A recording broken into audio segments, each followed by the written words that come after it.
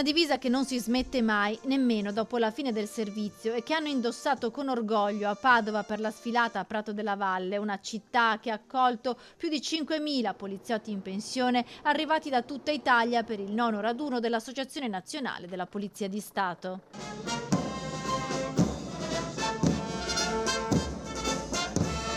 Gli applausi accompagnano le sezioni del Veneto, ultime a sfilare nella lunga parata che è stata aperta dalla delegazione della polizia ucraina per siglare il forte legame di amicizia.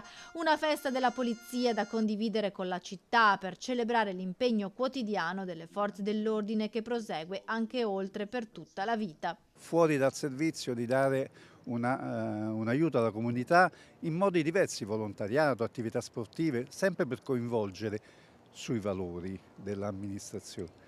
Il raduno si svolge ogni 3 anni e per la 9ª edizione è stata scelta Padova, orgogliosa di ringraziare i poliziotti per il loro lavoro, ha detto dal palco il sindaco Sergio Giordani.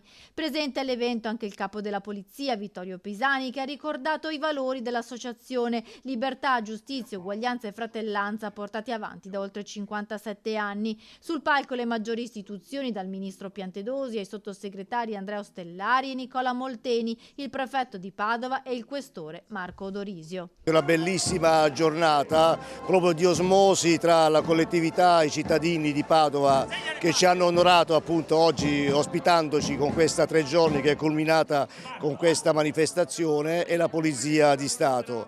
Quindi proprio un segno anche di riconoscimento a favore dei cittadini, dove poi l'ANPS, l'Associazione Nazionale Polizia di Stato, composta da appunto poliziotti in quiescenza, continua a essere testimone e portatore di quei valori. Sono molto attivi appunto nell'ambito dei percorsi di legalità, protezione civile, aiuto delle persone.